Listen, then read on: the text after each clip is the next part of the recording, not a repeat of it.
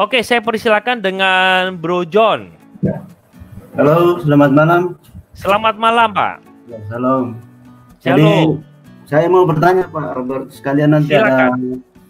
ada apa ya? Ada masukan mungkin. Ya, silakan, Pak. Jadi gini, Pak Albert. Jadi tadi kan di awal saya sempat dengar bahwa ini juga harus diperjelas. Saya pikir ini supaya kita tidak keliru memahami Alkitab. Ya. Begini, bahwa kita diselamatkan itu karena anugerah Tuhan. Betul. Dan tidak berarti bahwa setelah kita menerima dan dilayakkan untuk selamat itu tidak otomatis bahwa kita masuk surga nantinya, tapi kan keselamatan itu harus kita kerjakan. Betul. Kira-kira gitu ya. Nah ini ada yang saya pertanyakan ini gini nih. Jadi kadangkala ini kita orang Kristen ini karena kita dapat jaminan keselamatan sehingga kita merasa bahwa otomatis kita akan selamat. Ya. Nah, bagaimana misalnya orang yang belum mengenal Tuhan, katakanlah itu orang-orang seberang sana, tapi mereka mengerjakan semua hal yang dikehendaki oleh Tuhan, apakah mereka juga nantinya tidak selamat itu?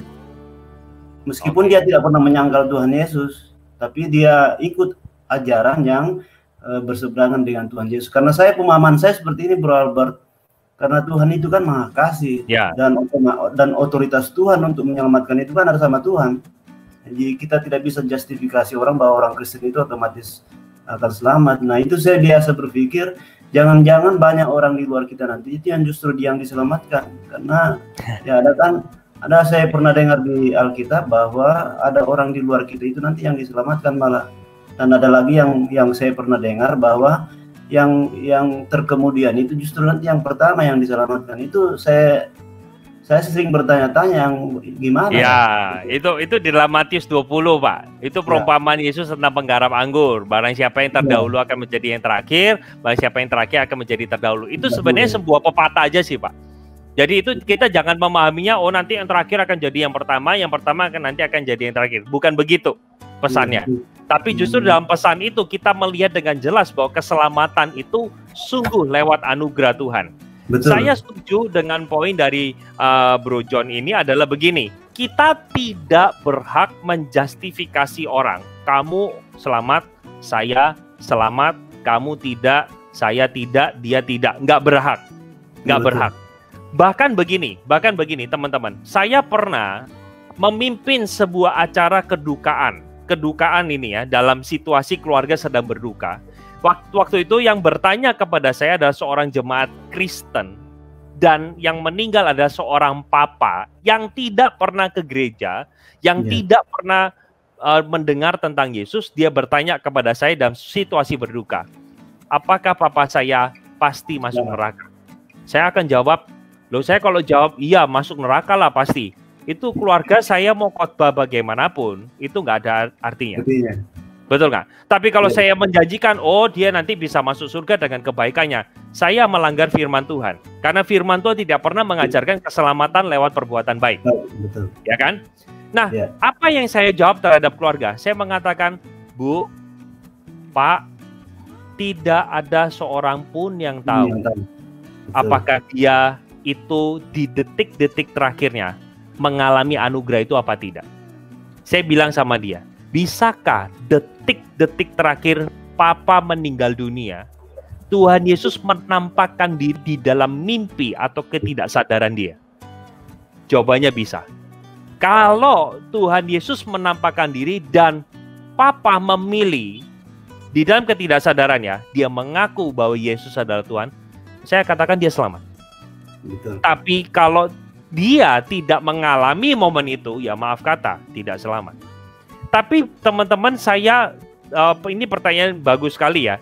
Teman-teman, jangan kita berpikir bahwa kita ini sudah diselamatkan, terus waduh ya udahlah saya enak bisa buat dosa apapun, saya bisa hidupnya sembarangan, begitu. Bukan itu yang dimaksud oleh Tuhan. Saya ingin perjelas dulu kepada setiap kita, teman-teman, percaya itu apa dulu sih? Percaya itu, saya mendefinisikan percaya seperti Yohanes 17 ayat ketiga. Nah, ayat ini suka dipakai orang muslim. Saya bukain buat kita ya. Yohanes 17 ayat yang ketiga. Di sana dikatakan kepada setiap kita adalah hidup kekal itu ialah mengenal Dia. Inilah hidup yang kekal itu, yaitu bahwa mereka mengenal Engkau satu-satunya Allah yang benar dan mengenal Yesus Kristus yang telah Engkau utus. Saya kutip lagi di dalam Matius 7 ayatnya yang ke-23. Di sana juga Tuhan Yesus menegur, pada waktu itulah aku akan berterus terang kepada mereka dan berkata, aku tidak pernah mengenal kamu. Nah, di dalam bagian ini saya ingin menekankan begini, teman-teman percaya pada Tuhan Yesus, itu artinya kamu menjalin relasi dengan Tuhan Yesus. Nah, setelah kamu menjalin relasi dengan Tuhan Yesus, yang Dia suka harus jadi kesukaanmu, yang Dia benci harus jadi kebencianmu. Jadi cinta yang Tuhan cinta, benci yang Tuhan benci. Kalau kamu cinta yang Tuhan benci dan kamu benci yang Tuhan cinta, kamu bukan anak Tuhan, kamu musuh.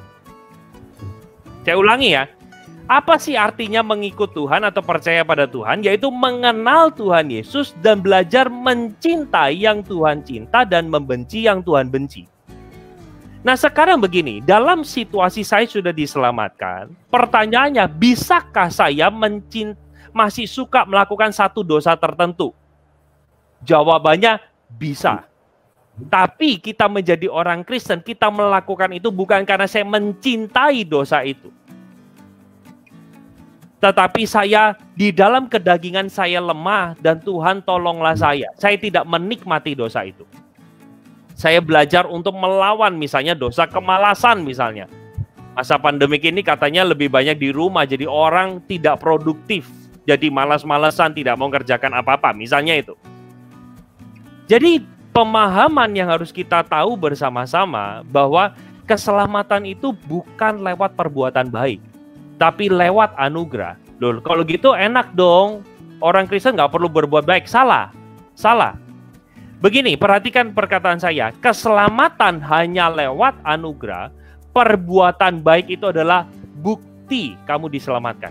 Sekali lagi saya ulangi, keselamatan hanya lewat anugerah, dan perbuatan baik itu hanyalah bukti kamu diselamatkan.